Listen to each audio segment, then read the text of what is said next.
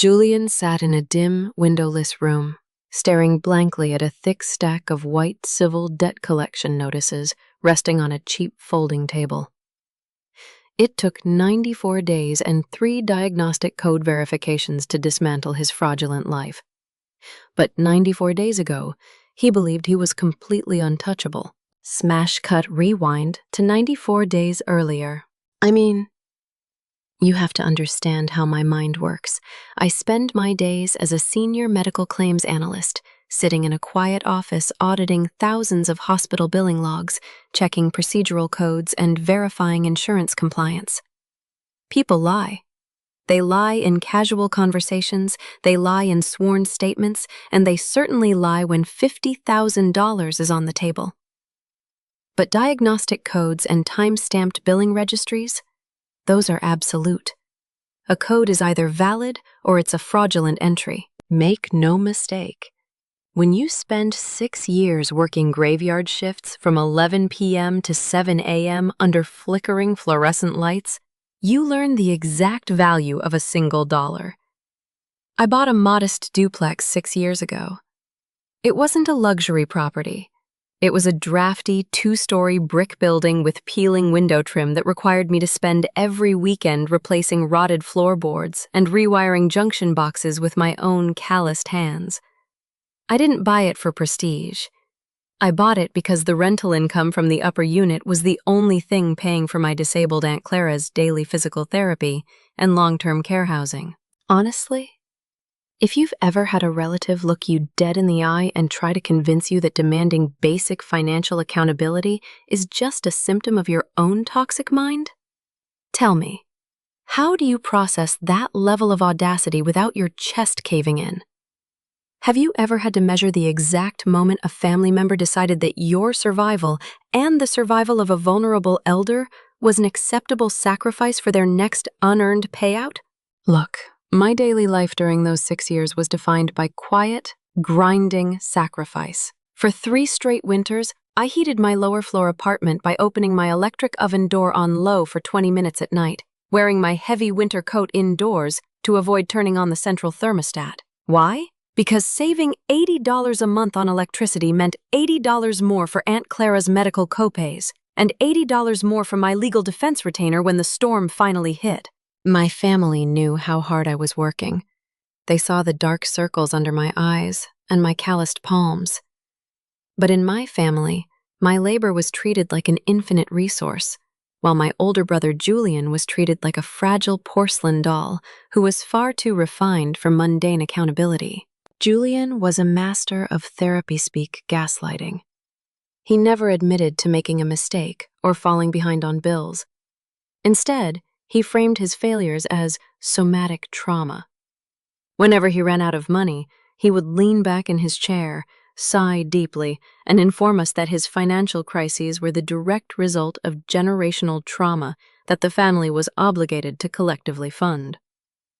If I asked him when he intended to pay back a loan, he would shake his head with condescending pity and tell me that my aggressive demand for receipts proved I had deep-seated, unhealed boundary issues that were poisoning my energy.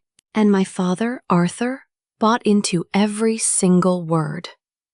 Years ago, my father gave Julian his entire retirement savings to fund a series of failed business ventures.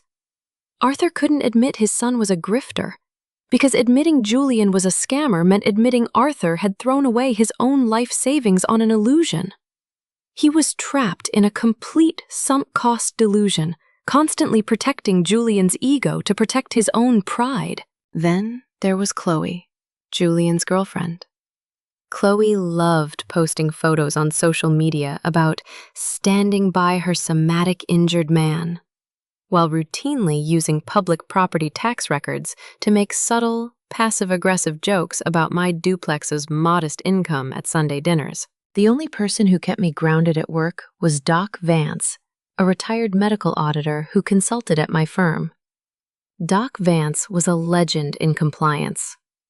On my desk, right beside my keyboard, rested a heavy brass drafting compass that had belonged to my late uncle, a tool of absolute truth that measured unalterable angles. Doc Vance would look at that compass, look at my spreadsheets, and remind me that facts do not bend for family sentiment. I remember the day I officially closed on the duplex 3 years ago. I spent 4 hours scrubbing the kitchen floor, set 3 dinner plates at a small wooden table, and invited my father and Julian over to celebrate. An hour before dinner, Julian sent a 3-paragraph text message claiming he was experiencing severe somatic physical pain and couldn't walk down the block. And here's the kicker. 2 hours later, Chloe posted a photo on her public social feed. Julian was sitting at a high-top table in a crowded sports bar downtown, holding up a pitcher of draft beer, laughing with a well-known corrupt personal injury runner, a low-level legal fixer who specialized in manufacturing fake civil claims. Julian was celebrating. He wasn't in pain. He was laying the groundwork for a trap. My father looked at the photo and said, "Look, Maya, he's just trying to heal his somatic energy in a social environment. You need to stop judging him."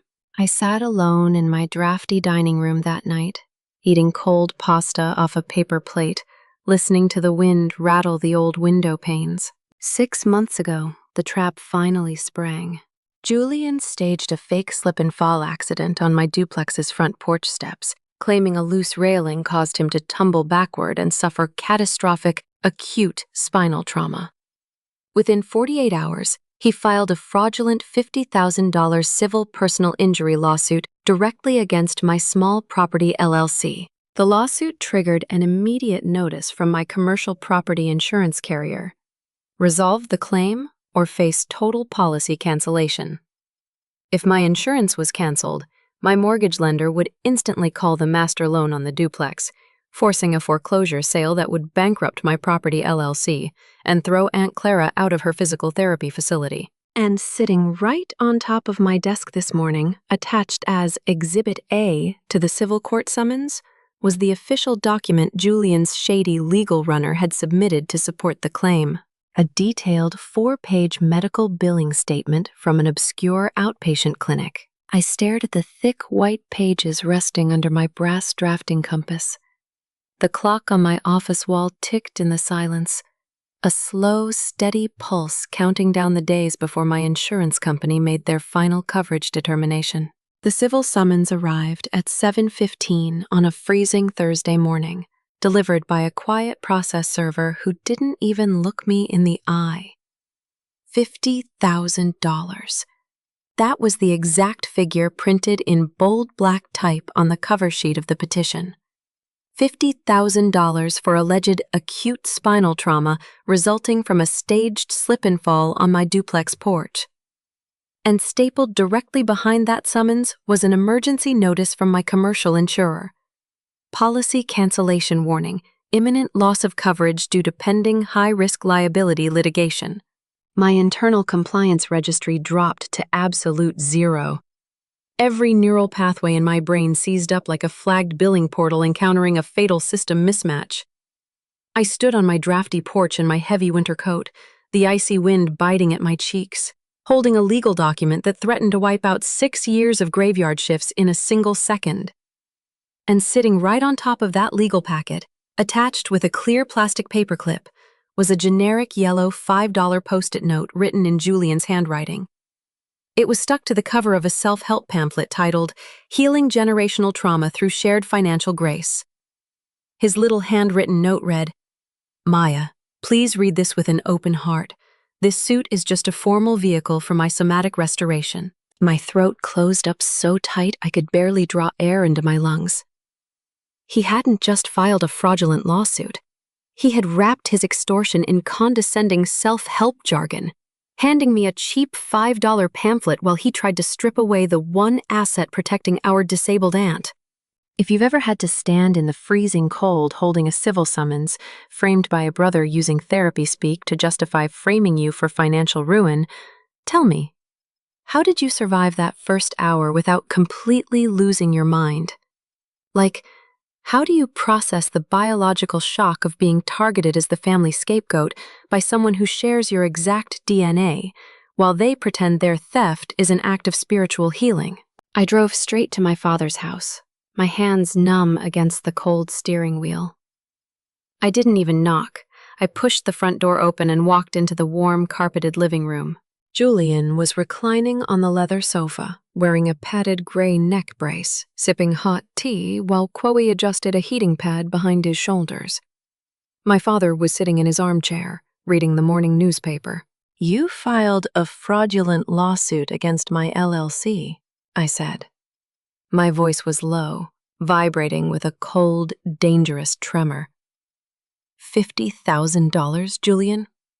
You staged a fall on my porch? Julian didn't look up from his teacup.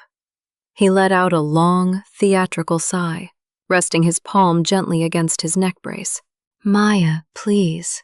I am honoring my body's trauma," Julian said, his tone dripping with practiced, airy condescension. "The lawsuit is merely a formal vehicle for the commercial insurance carrier to facilitate my somatic healing. Your aggressive obsession with stopping it comes from a deeply toxic, unhealed place." "My insurance is canceling my policy." I stepped closer, my snow-dusted boots leaving wet prints on the rug. "If the policy cancels, the mortgage lender calls the master loan on the duplex. The property goes into foreclosure, and Aunt Clara loses her physical therapy housing in 30 days. "Hey, watch your tone," Chloe chimed in, tossing her hair and looking at her phone. "Julian is dealing with severe somatic pain right now. Maybe if your little rental property actually generated real income instead of pocket change, an insurance update wouldn't give you a nervous breakdown." "I am filing a fraud affidavit with the court today," I whispered, my teeth grinding together. That's when my father set his newspaper down. He didn't ask Julian if he actually fell. He didn't ask to see a doctor's report. Instead, Arthur let out a heavy, weary sigh, rubbing his temples with both hands as he looked at me with profound disappointment. "Maya, that's enough," my father said, his voice heavy with the tragic weight of his own sunk-cost delusion. "You both need to apologize here. Julian made a mistake filing the civil petition without sitting down for a family meeting first. But your aggressive legal reaction and these wild fraud accusations are what's really tearing this family apart. We need to find a place of mutual grace." "Mutual grace?" I stared at my father, my chest caving in. "Dad, he is stealing $50,000. He is going to force a foreclosure sale on Aunt Clara's home." "If you file a fraud report, you ruin your brother's credit and his reputation forever," Arthur said, turning his face away from me. "I won't let you destroy his future over a disagreement about insurance money. You need to let the commercial carrier settle the claim." They had locked the trap from the inside. My father's total refusal to admit his son was a grifter, combined with Julian's weaponized therapy speak, meant that any attempt I made to defend my property would be painted as a heartless attack on my family. I turned around and walked out into the freezing morning air, the heavy oak door clicking shut behind me. By 11 o'clock that morning, I was sitting in my small office cubicle at the medical claims firm. The overhead fluorescent lights flickered with a low, irritating hum. Zzz, zzz, zzz. On my computer monitor was the formal PDF notice from my commercial insurance underwriter. Notice of coverage termination pending fraud investigation. I picked up my desk telephone. I dialed the direct extension for the insurance carrier's risk assessment department. "All representatives are currently assisting other callers." A flat, synthetic, automated voice repeated into my earpiece. "Your estimated wait time is 42 minutes. Press 0 to remain on the line." I pressed 0. 10 minutes passed. 20 minutes. 40 minutes. I sat motionless in my ergonomic chair under those flickering fluorescent tubes, the receiver pressed tight against my ear, listening to the endless, looping hold music intercalated with automated corporate announcements. "Press 0 to remain on the line." I pressed 0. Again. And again. And again. An hour passed. Then 2 hours. My shoulder muscles seized into a rigid, painful knot. My eyes burned as I stared at the blank, gray login screen of my auditing software. Trapped inside that automated institutional loop, surrounded by the quiet clatter of neighboring keyboards and the dull smell of stale office coffee, a profound, suffocating biological exhaustion washed over my body. 6 years. 6 years of working graveyard shifts. 6 years of heating my apartment with an open oven door to save $80 a month. All of it was being swallowed by an automated bureaucratic machine because my brother decided my life's work was his personal settlement pool. In that quiet cubicle, holding the plastic receiver, a memory surfaced from 15 years ago. I remembered sitting at my late uncle's wooden drafting table, watching Julian, before the grifts, before the MLM schemes, before the corrupt personal injury runners, help me adjust the steel tip of my uncle's heavy brass drafting compass. I remembered him laughing, wiping a smudge of graphite off my cheek, telling me that we were going to build real things when we grew up. A single, hot tear slipped down my nose, dropping onto the cold brass body of the compass resting beside my keyboard. The brother in that memory was dead. He had been replaced by a parasite who wore a fake neck brace and spoke in stolen therapy terms to justify gutting my life. At 2 hours and 14 minutes, the phone line suddenly emitted a sharp, high-pitched double beep and disconnected. Click. Call terminated. I slowly set the receiver back into its plastic cradle. I wiped the tear from my cheek with the back of my hand. The quiet biological panic that had been fluttering in my stomach for 5 hours evaporated, replaced by a cold, crystalline stillness. I looked down at the heavy brass drafting compass on my desk. I picked it up, feeling its solid, unyielding weight in my palm. In medical claims auditing, when an entry is corrupted, you don't negotiate with the line item. You don't ask the corrupted code how it feels or offer it mutual grace. You run the audit, isolate the systemic glitch, and purge the invalid entry from the master ledger completely. Julian wasn't my brother anymore. He was a corrupted billing line sitting on my life's ledger, and I was about to run a full system audit. 2:14 in the morning. Pitch black silence in my kitchen, broken only by the low orange glow coming through the open door of my electric oven and the blinding white glare of my analyst laptop monitor. The icy draft from the basement window crept across the linoleum, biting through my thick woolen socks. But I didn't move. On my dual screen rested the digital scans of Julian's Exhibit A, the 4-page itemized medical billing invoice submitted by his shady outpatient clinic to support his $50,000 civil injury claim against My Property LLC. My right hand, stiff from cold, hovered over the trackpad. And right there, in that quiet, freezing kitchen, a wave of suffocating self-doubt hit my chest like a lead weight. My breathing turned shallow, erratic, catching in my throat. You have to understand, when you've been conditioned for 25 years to be the designated scapegoat, your body's initial reaction to discovering the truth isn't triumph. It's pure biological terror. My hands began to shake so violently against the plastic casing of the laptop that the cursor jumped across the screen. I heard my father's disappointed voice echoing in my head. You're destroying your brother's future over a disagreement about money? You need to find a place of mutual grace. I heard Julian's condescending, airy tone. Your aggressive obsession comes from a deeply toxic, unhealed place. For 3 agonizing minutes, my index finger literally hovered over the red close window button. A terrified, pathetic part of my brain, the part that had spent a lifetime swallowing abuse just to keep the peace, begged me to close the laptop. Just delete the files, the voice whispered. Let the commercial insurance carrier handle it. Take the financial hit, sell the duplex, apologize to Julian so Dad doesn't hate you. My thumb actually pressed down on the corner of the trackpad, moving toward the delete option. My heart was hammering against my ribs, making my vision blur around the edges. Then I looked down at the desk beside my keyboard. There, sitting on the form mica surface, was my late uncle's heavy brass drafting compass. The cold, unyielding metal caught the orange light from the open oven door. I picked it up. I pressed the sharp steel tip against the pad of my thumb until the dull pain grounded my nervous system. Facts do not bend for family sentiment. A corrupted code does not fix itself. I let out a long, shaky breath that misted in the cold air. The conditioned fear didn't completely disappear, but it settled beneath a wall of cold, clinical focus. I moved the cursor away from the close button and maximized the primary billing statement.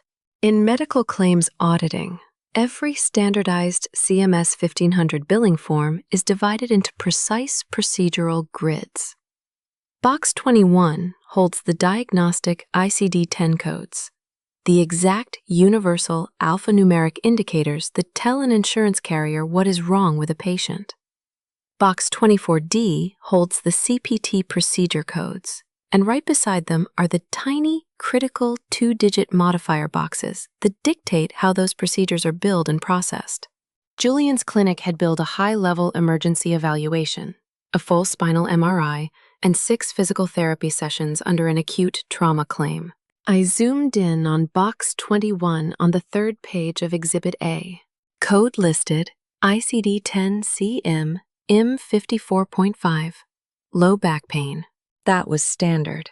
But then my analyst eyes tracked laterally across the grid to box 24G, the procedural modifier column. There, typed in crisp black courier font, was a 2-digit code. Modifier 25. My breath caught in my chest. Not out of panic, but out of the sudden, breathtaking shock of a master auditor catching an amateur red-handed. Look, to a normal person, Modifier 25 looks like a meaningless 2-digit footnote. But in professional medical compliance, Modifier 25 carries a very specific, legally binding definition. Under national coding standards, Modifier 25 explicitly indicates that a patient underwent a significant, separately identifiable evaluation and management service by the same physician on the same day for a pre-existing chronic or non-acute underlying condition. In plain English, the clinic had accidentally used a billing template designed for chronic, long-term back issues. By attaching Modifier 25 to his acute trauma billing line, they had legally declared that his spinal condition was not caused by a recent fall on my porch, but was a pre-existing medical issue that had been diagnosed and treated years prior. My fingers flew across the keyboard, entering my licensed analyst credentials into the secure state diagnostic registry.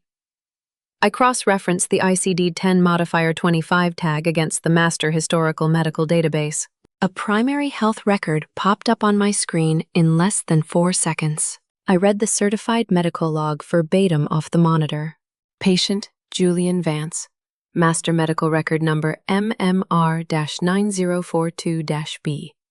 Original diagnostic date October 14, 2018. Facility County Orthopedic Center. Diagnosis chronic L4-L5 lumbar disc degeneration resulting from a 2018 motor vehicle incident. The $50,000 acute trauma claim was mathematically dead. 8 years ago, 5 years before I even bought the duplex, Julian had been diagnosed with chronic lumbar disc degeneration. His alleged catastrophic slip and fall on my porch steps had never happened. He had taken an 8-year-old pre-existing back injury, hired a shady clinic to repackage the old MRI scans, and filed a fraudulent civil lawsuit against my property LLC to extract an easy insurance payout. The lie unspooled completely in the quiet of my kitchen. Driven by the cold adrenaline of the discovery, I dug deeper into the insurance portal's master communications subdirectory, the secure filing inbox where preliminary legal notices were archived before being sent to the property owner. I opened the secondary claim communications folder, and what I found inside made my blood run cold. It was an unredacted electronic addendum filed by Julian's legal runner 3 days ago, titled Addendum A, Secondary fiduciary guarantor attachment. I read the text verbatim off the screen. Notice of fiduciary joinder. In the event that primary commercial liability limits on property LLC are insufficient to satisfy civil claim number 4920, claimant hereby requests secondary attachment of co-owner pension assets held under beneficiary Arthur Vance. Julian hadn't just targeted me. To ensure his runner got paid, Julian had secretly authorized his shady legal team to attach my father's primary pension annuity as a secondary guarantor, meaning if my commercial property insurance denied the claim, the court would automatically garnish my father's retirement income to pay Julian's settlement. He was actively trying to drain his own father's remaining life savings while letting my father defend him in the family group chat. I opened the third piece of evidence sitting in the system log, the raw electronic data interchange, EDI 837 transaction header file, generated when the clinic transmitted the original billing packet. I read the system metadata. EDI header file number 837-TXN-1092, originating server IP 198.162.4.12, registered owner, Apex Medical Legal Runners LLC, generation timestamp, August 12, 2026 at 3:12 a.m. Status, pre-drafted claim template. The clinic hadn't even examined him after his alleged fall. The entire medical billing packet had been auto-generated by a corrupt personal injury runner's computer server at 3 in the morning, 2 full days before Julian claimed he slipped on my porch steps. 3 distinct, undeniable receipts. The ICD-10 modifier 25 audit proving his back injury was an 8-year-old pre-existing condition. The secondary joinder attachment proving he was secretly trying to steal my father's pension, and the server timestamp proving the claim was prefabricated by a legal runner before the alleged accident occurred. I stood up from my kitchen table. The cold air coming from the window didn't bother me anymore. The shaking in my hands was gone. I looked down at my uncle's heavy brass drafting compass resting on the table. They thought I was going to bow my head, swallow the legal fees, and let my insurance collapse because I was the obedient scapegoat. They thought Julian's therapy-speak gaslighting and my father's sunk-cost delusion could override absolute diagnostic facts. I closed the laptop lid with a soft, solid click. The audit was complete.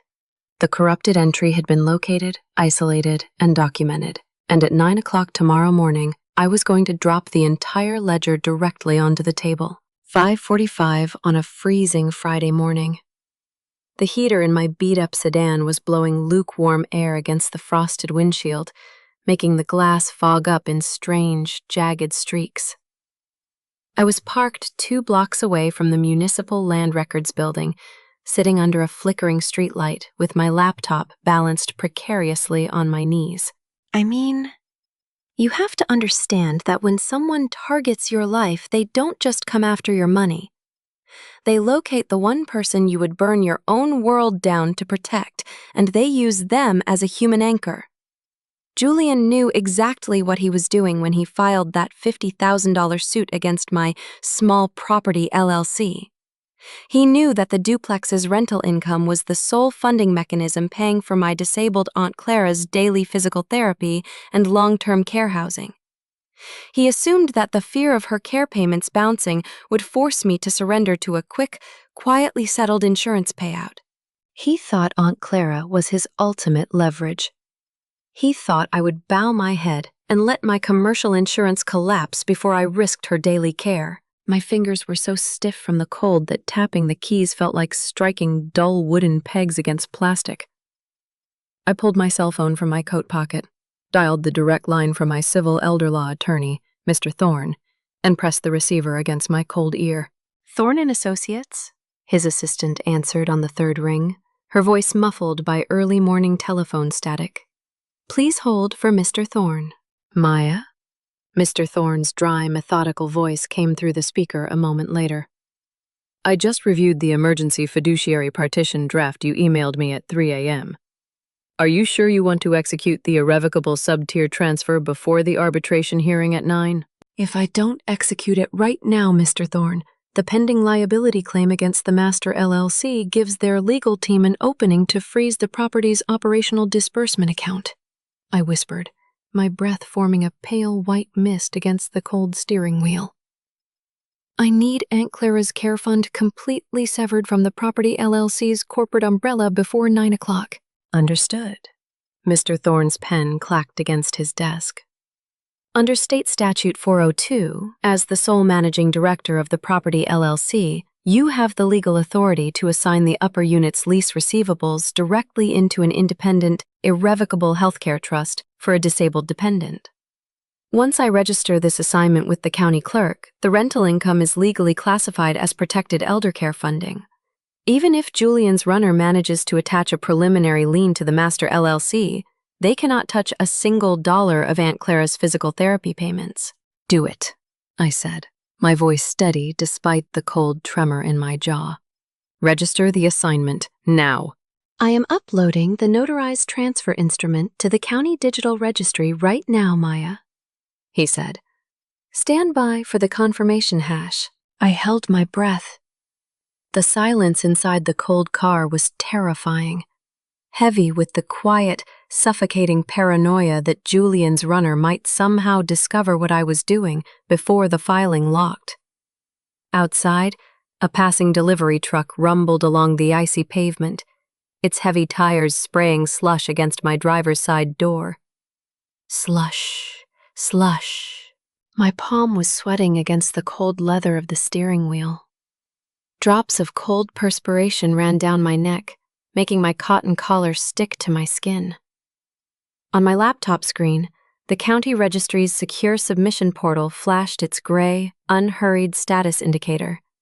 Processing fiduciary assignment. Processing fiduciary assignment. 10 seconds passed. 20 seconds. Every second felt like an hour spent waiting for a bomb to detonate. I kept looking in my rearview mirror, irrationally expecting my father's car to pull up behind me, expecting another round of tearful, manipulative speeches about family grace and protecting Julian's future. Ping! A quiet, high-pitched electronic chime echoed through the car speakers. A solid blue confirmation banner dropped down across my laptop screen. Instrument FDT-9940, recorded. Fiduciary assignment lock confirmed. Receivables isolated under Irrevocable Healthcare Trust number 0412. I closed my eyes, letting a long, shaky breath escape my lungs. The mist hit the cold glass and slowly dissolved. Aunt Clara was safe. The rental income paying for her daily physical therapy and housing was legally partitioned, completely isolated inside a protected fiduciary vault where neither Julian nor his corrupt legal runner, nor my father's desperate guilt trips could ever touch it. The shield he had spent 6 months constructing out of my disabled aunt's vulnerability had just been surgically cut away from his hands. The assignment is locked, Maya, Mr. Thorne said gently into my ear. Aunt Clara's care funding is officially untouched and untouchable. The Master LLC is bare, but her trust is secure. Thank you, Mr. Thorne, I said softly, and disconnected the line. I didn't pause to celebrate. I opened my secondary browser window, logging directly into the commercial insurance carrier's high-risk compliance portal, the secure internal channel reserved for licensed medical claims analysts filing formal fraud stays. I attached the 3 decentralized proofs I had extracted at 2 in the morning. The diagnostic coding audit proving modifier 25 denoted an 8-year-old pre-existing condition, the secret joinder addendum proving Julian was trying to attach my father's pension, and the raw EDI 837 server metadata log showing the claim template was generated by a corrupt runner's computer before the alleged fall even happened. I filled out the final administrative field on the screen. Request for emergency fraud stay and civil injunction. I hit submit. The screen didn't flash red or play a loud sound. A boring, quiet gray dialog box appeared in the center of the browser. Submission received. File number CL-4920 placed under active compliance hold. Legal counsel notified. I closed the laptop lid with a soft, decisive click. The leverage was gone. Aunt Clara's care was safe. The insurance carrier had locked the claim under an administrative fraud hold, and the trap was completely set. All that was left was to drive 3 miles downtown, walk into the lawyer's conference room, and watch my brother try to execute an extortion scheme that had already been dismantled in the dark. 7:45 a.m. My phone vibrated against the passenger seat of my car with a relentless, mechanical hum. I picked it up. The main family group text thread was already buzzing with activity.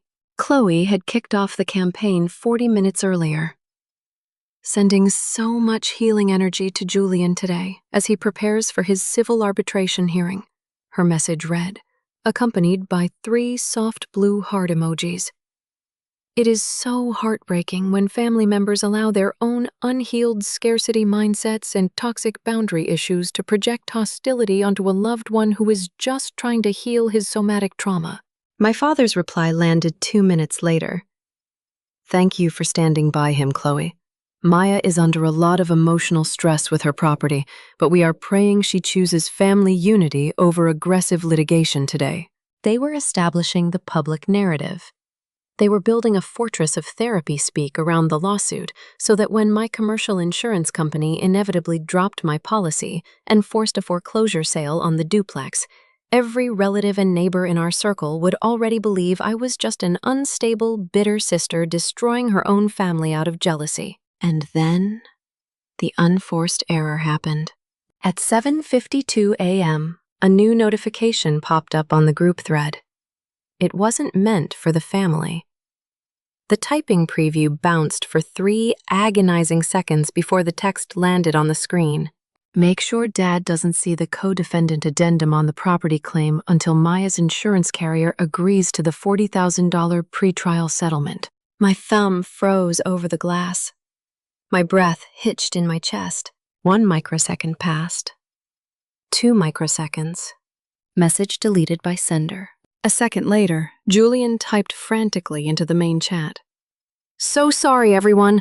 Autocorrect scrambled a confidential note intended for my legal representative regarding administrative filings. He thought he was fast. He thought 4 seconds was enough time for a damning admission to vanish into the digital ether. But my fingers had spent 6 years executing high-speed auditing commands. Click, screenshot captured, time-stamped, encrypted, saved to my local drive, and instantly mirrored to my secure cloud server. There it was. Written in his own words, transmitted from his personal phone number. The explicit, unedited proof that he was actively concealing the pension attachment addendum from our father while trying to leverage my commercial insurer into a quick cash payout. I didn't send a furious reply. I didn't drop an angry emoji into the chat. I simply downloaded the high-resolution image file, opened my secure legal portal, and attached the screenshot to the master digital repository I was assembling for the 9 o'clock hearing. Because this wasn't a Trojan horse situation where I had to play submissive and pretend to comply, the clock was ticking down to 9 a.m. I was in a high-stakes, adrenaline-fueled race against institutional bureaucracy. I drove straight to my auditing firm's headquarters downtown, taking the freight elevator up to the 5th floor. The quiet, carpeted hallway smelled of stale, dark roast coffee, paper toner, and old, leather-bound reference manuals. I walked past the empty cubicles to the corner office where Doc Vance was sitting at his heavy oak desk. Doc Vance was 72, a retired chief medical auditor who still consulted on complex compliance cases. He was wearing his dark wool cardigan, his thick reading glasses resting on the tip of his nose as he reviewed a stack of billing ledgers. He didn't offer a patronizing pity smile when I walked in. He looked at the thick manila envelope in my hand, then looked up at my face. "Did you find the anomaly, Maya?" he asked, his raspy voice cutting through the quiet hum of the building's climate control system. I laid the 3 printed evidence sheets flat on his desk. The ICD-10 Modifier 25 diagnostic audit proving Julian's back injury was an 8-year-old pre-existing condition, the secret pension joinder addendum, and the raw EDI 837 server metadata header showing the billing template was auto-generated by a corrupt runner's computer before the alleged fall occurred. Doc Vance pulled his reading glasses down, his eyes tracking across the technical codes and server IP addresses with the speed of a man who had audited 50,000 medical claims in his career. He stopped at box 24G on the third page, his thumb pressed against the paper right over the courier font text, Modifier 25. A slow, cold smile touched the corners of his mouth. He reached across his desk, picked up his heavy brass drafting compass, and set it down directly beside the diagnostic printout. He used a pre-existing Modifier 25 on an acute trauma claim? Doc Vance shook his head, letting out a low, gravelly chuckle. Amateurs. They copy-paste old billing templates from clinic servers because they think insurance adjusters are too lazy to audit the modifier columns. He looked me dead in the eye, his gaze sharp, unyielding, and completely steady. A corrupted code doesn't fix itself, Maya, Doc Vance said, his voice echoing off the wood-paneled walls of his office. It infects the whole ledger. You don't argue with a bad entry. You delete it. I'm deleting it, Doc, I said. Good, he said, sliding a secure corporate flash drive across the blotter toward me. The firm's shared drive audit trail is linked directly to the arbitration room's digital display network. Upload the cryptographic verification logs now. When you walk into that hearing at 9 a.m., don't engage in their emotional soap opera. Let the network display the metadata. By 8:35 a.m., I was standing in the cold, marble corridor on the 4th floor of the Civil Arbitration Building downtown. The tall brass wall lamps cast long, sharp shadows across the polished floorboards. Julian swept off the elevator, wearing his gray, padded neck brace, accompanied by Chloe and his shady personal injury runner, a greasy man in an ill-fitting polyester suit carrying a scuffed pleather briefcase. My father walked 2 steps behind them, looking nervous, his hands jammed deep into his coat pockets. As soon as Julian spotted me standing near the heavy oak conference doors, he let out a loud, dramatic groan, clutching his neck brace as if the mere sight of me caused him acute physical agony. He didn't greet me like a sister. He didn't ask how Aunt Clara was doing. Instead, Julian snapped his manicured fingers sharply in my face, reaching into his runner's briefcase, pulling out a greasy paper breakfast bag and 2 empty, sticky, syrupy coffee cups and shoving them directly toward my chest. Maya, take this trash down to the basement disposal bin right now, Julian barked, his voice dropping the soft, therapy speak tone for 3 seconds, replaced by raw, dismissive arrogance. The smell of stale grease is triggering my somatic nausea, and Chloe's publicist is taking photos of us entering the arbitration suite. I cannot have garbage sitting on the counsel table during my physical evaluation. Chloe smirked, pulling out her phone to take a selfie with Julian's neck brace in the background, making sure my worn coat and calloused hands were visible in the corner of the frame. My father just looked down at the marble floor, clearing his throat nervously, refusing to say a word. I stood there in the cold corridor, holding a greasy paper trash bag full of dirty coffee cups, looking at my brother's fake neck brace. Look, if you were standing in a cold marble hallway 15 minutes before a $50,000 civil arbitration hearing, holding a greasy trash bag full of empty coffee cups handed to you by a brother who just tried to steal your life's work while wearing a fake neck brace, tell me, would you have possessed the sheer composure to carry that bag to the trash without screaming in his face? How many of you could swallow that level of casual humiliation when you know you're holding the exact digital key that's about to wipe out his entire life? I didn't throw the bag. I didn't raise my voice. I walked 5 steps over to the chrome waste receptacle by the elevator, dropped the greasy trash inside with a dull thud, and wiped my fingers on a clean paper towel. It was 8:55 a.m., 5 minutes before the arbitration panel convened. I pulled my analyst credentials from my coat, pushed open the heavy oak conference doors, and stepped into the quiet, air-conditioned room. The air inside the 4th floor arbitration suite was heavy, dry, and tasted faintly of stale, dark roast coffee and old industrial carpet cleaner.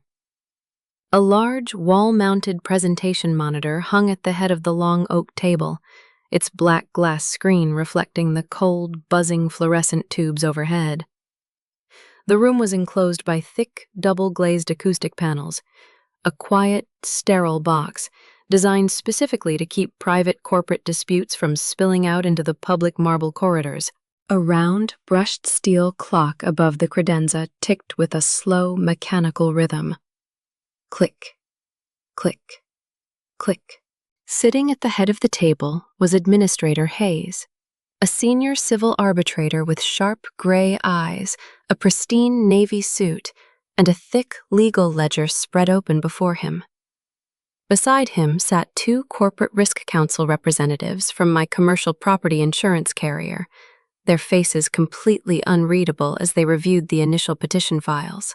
Julian sat directly across from me in a plush, high-backed leather armchair that squeaked every time he shifted his weight.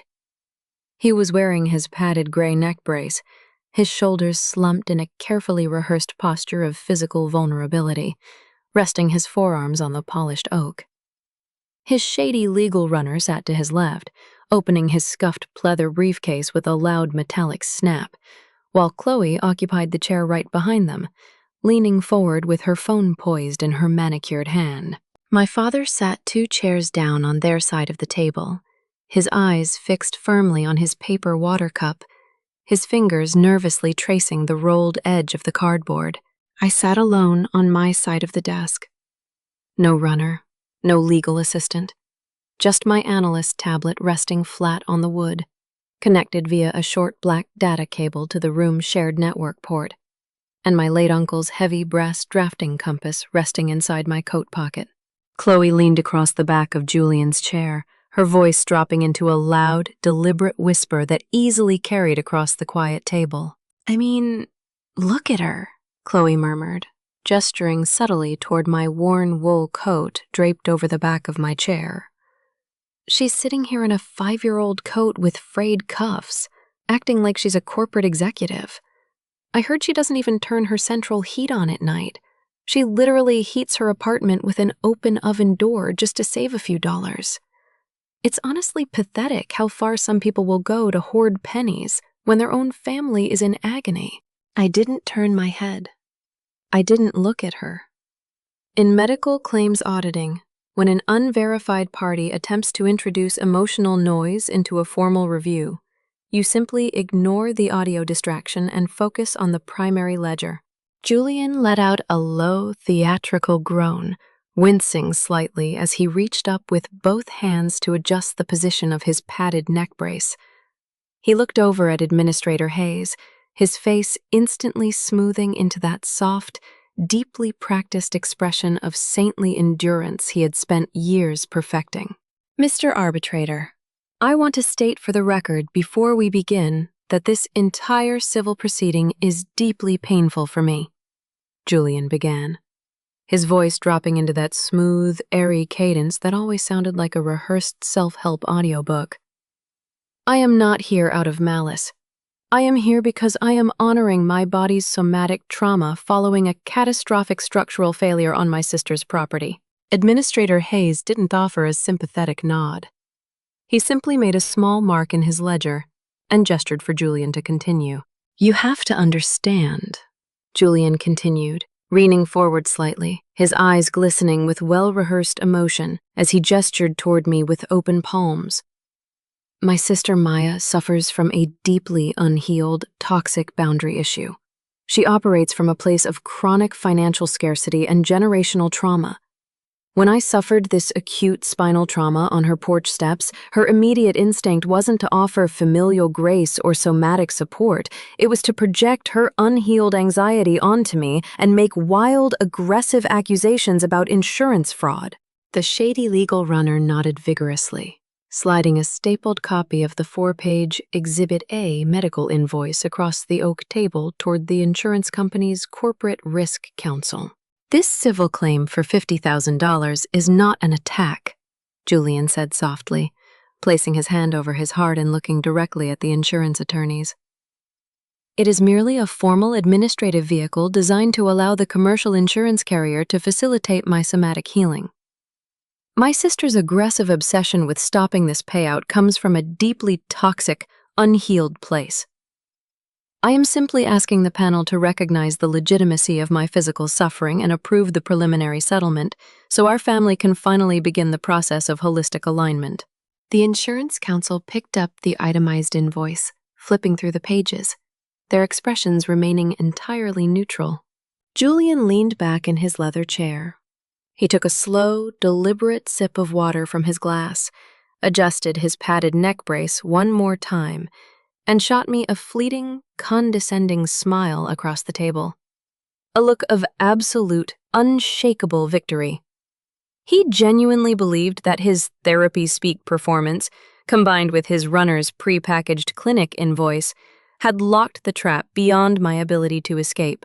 I just sat there in the cold, air-conditioned quiet, my hand resting inside my coat pocket, feeling the sharp, unyielding steel tip of my uncle's brass drafting compass pressing against my thumb. "Look." I looked at him sitting there across the oak table, raising his water glass with that insufferably smug smile, while his girlfriend recorded him on her phone, and I wondered if he had any idea how fast a fake empire burns to the ground when you cut the oxygen off at the root. Because the shared drive audit log resting on my tablet was about to give him his answer. I reached out my right index finger and tapped the blue initialized transfer icon on my tablet screen. The large wall monitor above the credenza flickered once, its dark glass reflection instantly replaced by the bright, blinding white glare of a high-resolution compliance portal. The room fell into immediate, heavy silence. I didn't raise my voice. I didn't lean forward. I kept my hands rested flat on the cool oak surface of the table, my tone dropping into a deadpan clinical monotone, the exact flat, emotionless cadence I used when delivering routine quarterly audit reports to corporate underwriters. "Civil liability claim file number 4920, I said, my voice echoing off the acoustic glass panels.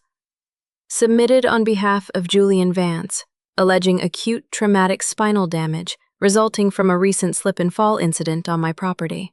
Administrator Hayes adjusted his gold-rimmed reading glasses, his eyes tracking up to the large wall display. The two corporate risk council representatives from my insurance carrier sat up straight in their leather chairs, their pens halting mid-air. "If the panel looks at the secondary display window on the left side of the screen," I continued in the same flat, unhurried tone, "you will see the itemized CMS 1500 billing invoice submitted as Exhibit A by the claimant's legal representative. Box 21 lists an ICD-10 diagnostic code of M54.5, low back pain. However, in Box 24G, the billing vendor attached modifier 25. Julian's legal runner narrowed his eyes, leaning forward to squint at the bright screen. "Mr. Arbitrator, my client's medical billing is proprietary clinical documentation." "Under national coding standards," I interrupted, my deadpan voice cutting through his protest without a single microsecond of delay. "Modifier 25 explicitly dictates that an evaluation and management service was performed for a significant, separately identifiable, pre-existing or chronic underlying condition. Cross-referencing this specific modifier against the state medical registry pulls Master Medical Record MMR 9042-B. I tapped my tablet screen twice. A second document window expanded across the monitor, displaying a stamped, certified state diagnostic history log. On October 14, 2018, 8 years ago, the claimant was officially diagnosed at County Orthopedic Center with chronic L4, L5 lumbar disc degeneration resulting from an auto accident, I stated, reading the text off the screen like a weather report.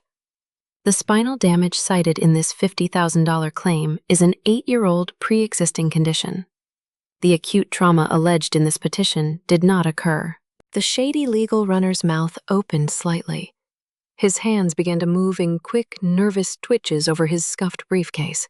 "Furthermore," I said, tapping the tablet once more to bring up the raw EDI 837 system metadata logs, The electronic header file proves this itemized billing packet was auto-generated by a commercial server belonging to Apex Medical Legal Runners LLC at 3:12 a.m. on August 12, 2 full days before the claimant alleged he fell on my porch steps.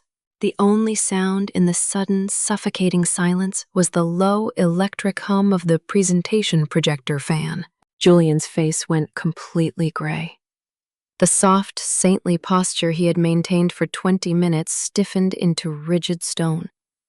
Sweat began to bead along his hairline, making his pale skin shine under the cold fluorescent lights. "And finally," I said, my voice remaining completely flat, "I draw the panel's attention to Addendum A of the Secondary Filing Index." A third document appeared on the wall monitor. The unredacted electronic joinder agreement Julian's runner had secretly uploaded 3 days prior. I read the text verbatim off the glowing screen. "In the event that primary commercial liability limits on Property LLC are insufficient to satisfy civil claim number 4920, claimant hereby requests secondary attachment of co-owner pension assets held under beneficiary Arthur Vance." My father blinked behind his reading glasses. He leaned forward, his hands trembling violently as he stared up at the large wall monitor, reading his own name printed on the legal joinder document. "Julian." Arthur's voice cracked, dropping into a raspy, disbelieving whisper that shuddered through the quiet room. What is my pension annuity doing on that screen?" "Dad, wait! Listen to me!" Julian stammered, his hand reaching out frantically toward our father, his voice losing every trace of its smooth, airy therapy-speak cadence. "It's just a standard legal contingency. My legal representative added that addendum as a routine procedural fallback." "You tried to attach my pension?" Arthur stood up so fast his leather chair slammed backward against the wood paneling with a deafening, echoing thud. The tragic, decades-long sunk-cost delusion that had governed my father's life, the deep, pathetic need to protect his son's ego at all costs, shattered into raw, unrepairable pieces right in front of the entire room. His face turned deep crimson, his fists clenching at his sides as he pointed a shaking finger at Julian's neck brace. "I gave you my life savings. I defended you when you filed this suit against your sister. And you secretly signed my retirement annuity onto a fraudulent lawsuit?" "Dad, calm down. You're elevating your blood pressure," Julian pleaded, his eyes darting frantically toward Administrator Hayes, who was already writing a series of dark, heavy notes in his official ledger. Behind Julian, Chloe's face turned paper white. She looked from the wall screen, where a glaring red system banner had just dropped down reading Claim File Number 4920, locked under active fiduciary fraud hold, to the shady legal runner who was already quietly snapping his scuffed briefcase shut and backing his chair away from the table. "You lied to me," Chloe gasped, her voice sharp and loud in the small room. She grabbed her designer handbag off the floor, shooting Julian a look of pure, unadulterated disgust. "You told me this was a guaranteed insurance settlement. You told me your sister was the one committing fraud. I am not getting my name attached to an active civil fraud investigation for you." She didn't wait for a response. She shoved her phone into her purse, turned around, and marched out of the conference suite, the heavy oak door slamming shut behind her with a solid, echoing bang. The shady legal runner stood up, pulling his briefcase close to his chest, offering Administrator Hayes a brief, nervous bow. "The claimant's counsel hereby withdraws petition number 4920 without prejudice due to administrative misalignments," he muttered, turning on his heel and exiting the room before anyone could speak. Julian sat entirely alone in his high-backed armchair, his padded neck brace crooked against his chin, his forehead drenched in sweat, staring blankly at the wall monitor where his fraudulent, pre-existing diagnostic codes were still displayed in bright white text. I reached down into the deep front pocket of my coat, my fingers wrapped around the yellow $5 post-it note Julian had stuck to my door 2 days ago. The note attached to the pamphlet titled, healing generational trauma through shared financial grace. I stepped forward to the oak table. In absolute, deafening silence, I executed a slow, level movement, dropping the yellow post-it note onto the polished wood directly beside Julian's trembling hand. The audit trail is already locked with the court, Julian, so you can take off the neck brace now because I have a claim shift starting at 8. Julian's hands trembled so violently against the polished oak table that his plastic water cup tipped over, spilling a thin, lukewarm stream across the exhibit papers. The gray padded neck brace he had worn all morning slipped sideways against his jawline, forgotten, completely useless. His face crumpled into a wet, messy knot of red blotches and genuine panic. "Maya, please, listen to me, please," he sobbed, reaching across the table, his manicured fingers clawing at the wooden edge as if trying to physically drag himself closer to me. "I'm sorry, okay? I made a massive mistake. The runner talked me into it. He told me it was easy insurance money that nobody would ever audit. If you just withdraw the compliance affidavit, if you tell Administrator Hayes it was a technical misunderstanding, I'll give you 20% of my new consulting firm's revenue. I'll sign a legal contract right now. 20%, no, 30% of every fee I make for the next 5 years." The room was dead quiet. I didn't blink. I didn't lean away. I didn't express a single drop of rage, disgust, or emotional satisfaction. "The compliance affidavit is an automated electronic filing, Julian," I said, my voice maintaining its flat, deadpan, unyielding monotone. "System regulations do not allow manual withdrawal once a modifier 25 fraud flag is registered with the state board." The hearing is concluded. 3 weeks later. Cold rain lashing against my office window at 6:30 in the morning. Real civil justice doesn't explode like a Hollywood movie. It moves with the agonizing, inescapable weight of an automated, crushing press. The arbitration panel issued a formal dismissal with prejudice 48 hours after the hearing, declaring Julian's petition a bad faith, fraudulent filing and ordering him to personally satisfy every dollar of my civil legal defense fees. He tried to fight back. In a frantic, desperate attempt to stall the judgment, Julian filed a pro se administrative appeal with the state licensing board, claiming My Property LLC was operating an illegal residential commercial entity. But when you feed false paperwork into an automated regulatory system, you don't stall the machine. You give it more fuel. The board's automated compliance scanner instantly cross-referenced his appeal against his own pre-existing diagnostic logs and my registered fiduciary trust documents. His appeal was rejected within 72 hours. And because his filing was flagged as a frivolous secondary delay tactic, the court automatically appended an additional $3,000 administrative penalty to his mounting debt ledger. The ecosystem he had built around his fake somatic persona collapsed inward like a hollow cardboard box in a downpour. Chloe didn't just dump him outside the arbitration suite. She spent the next 2 weeks scrubbing her social media channels of every photo, video, and reference to him, replacing them with tearful posts about extricating herself from a toxic, manipulative liar. When the legal runner's firm was audited by the state bar, Chloe was called in for an informal deposition regarding her public statements, prompting her to delete her accounts entirely and move out of state to avoid being dragged into the civil fallout. My father, Arthur, suffered the absolute crushing ruin of his sunk-cost delusion. For 8 years he had protected Julian, pouring his pension savings into a black hole of failed schemes, convincing himself that his son was just an unappreciated genius. But seeing his own name written on that secret pension joinder addendum, seeing that his golden child was actively preparing to strip away his retirement income, broke something fundamental inside him. He didn't yell at Julian anymore. He didn't offer speeches about family grace. Arthur simply stopped answering Julian's phone calls. He spent his afternoons sitting alone in his quiet, dark living room, staring at his bank statements, haunted by the realization that he had sacrificed his relationship with me for a grifter who would have left him destitute on the street.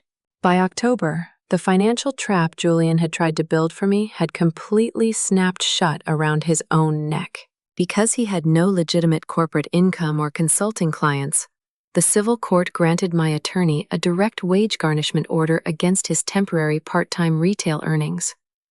Every 2 weeks, the state payroll system automatically deducted 40% of his paycheck to satisfy my legal fee judgments and the court's administrative penalties. His credit rating was obliterated.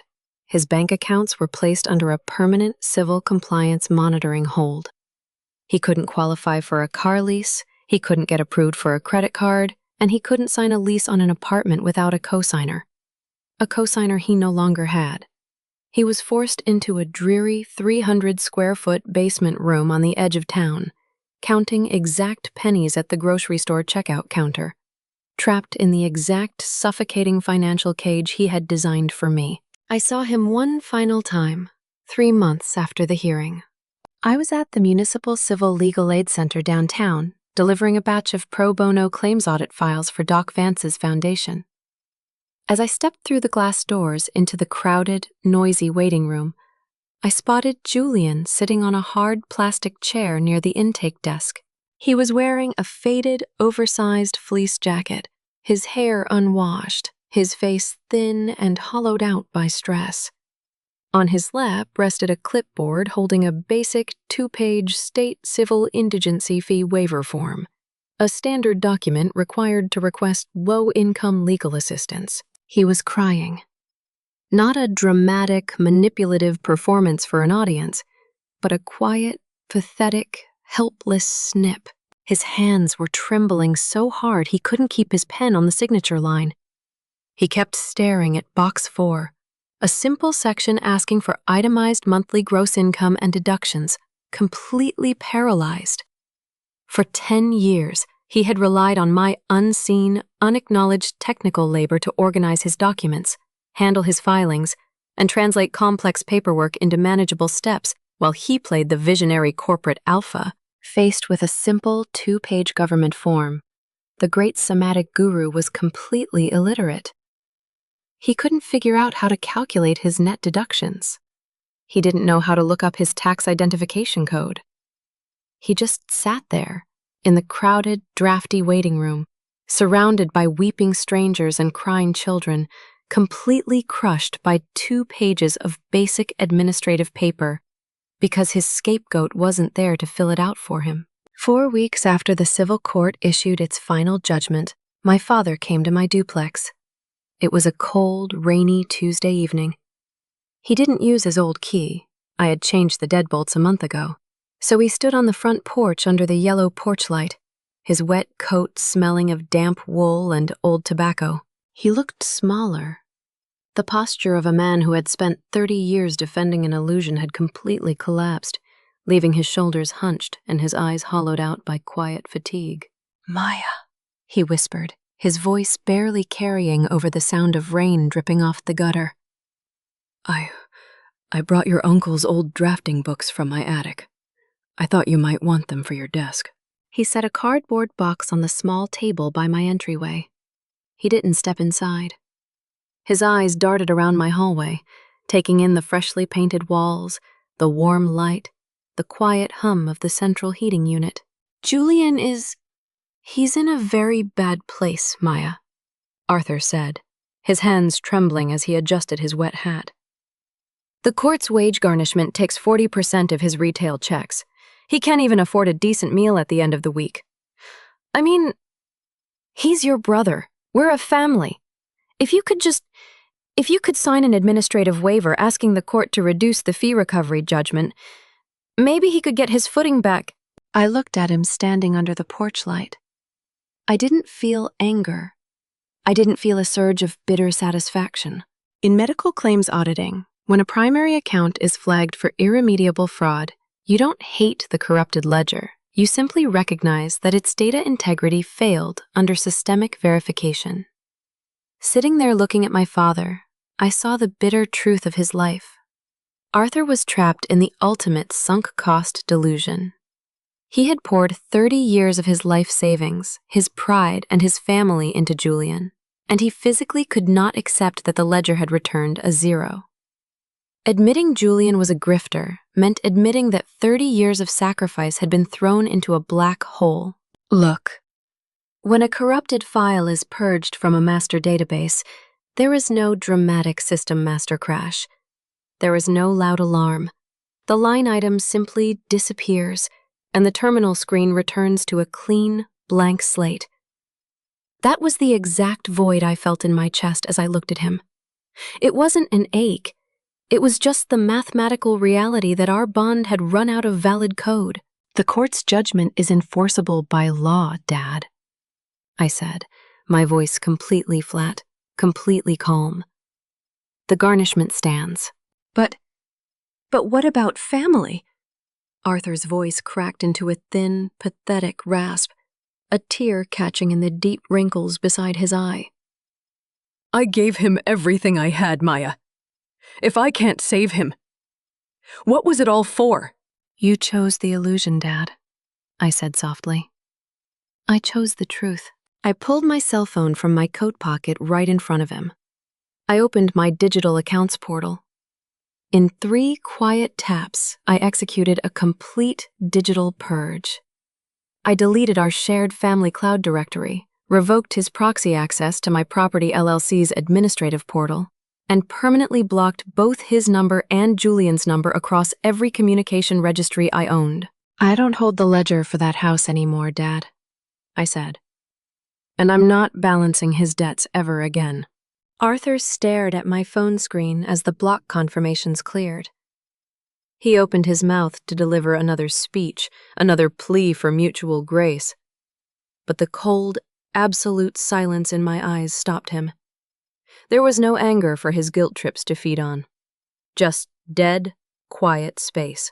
He slowly picked up his wet hat, turned around, and walked down the porch steps into the dark rain. I didn't watch him reach the sidewalk. The structural integrity of our bloodline was permanently severed. I didn't feel rage, and I didn't feel a phantom ache for the family I never had. In claims auditing, when a corrupted file is purged from the database, you don't mourn the deleted data. You simply accept that the entry was invalid under compliance. I turned back to my doorway, closed the heavy deadbolt, and let the quiet take over. The ledger was officially closed.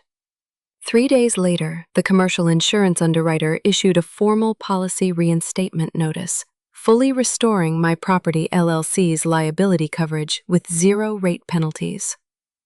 The civil court's cost recovery order was registered as an enforceable lien against Julian, and the duplex was 100% secure. The upper unit's lease receivables were flowing smoothly into Aunt Clara's irrevocable healthcare trust. Her physical therapy sessions were fully funded for the next 3 years, her housing was secure, and she was thriving under the care of her nurses. Now, it's 8 o'clock on a crisp Tuesday morning. Sunlight is streaming through the tall bay window of my renovated duplex apartment, cutting through the clear morning air and illuminating the polished oak floorboards. The room is warm and completely quiet. I don't turn my electric oven door on at night anymore. The central thermostat hums softly in the hallway, maintaining a steady 70 degrees throughout the building. The air smells of fresh coffee, cedar polish, and clean paper. I sit at my heavy oak desk, reviewing a fresh stack of routine quarterly claims audits for my firm. Beside my laptop rests my late uncle's heavy brass drafting compass. Its polished metal surface is smooth, worn silky by decades of precise, unyielding use.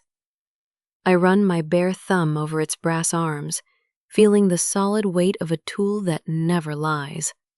A tool that measures exact, unalterable angles without bending for human emotion. I pick up the compass. I place its sharp steel tip onto a blank sheet of white parchment resting on my desk. With a smooth, steady turn of my wrist, I rotate the brass arm, drawing a single, flawless, perfect circle across the paper. The line meets itself precisely, The angle holds. The code is clean. I set the compass down beside my keyboard. I run my fingers over the crisp graphite line. The system holds. The ledger is balanced. And for the first time in my life, the room is completely quiet.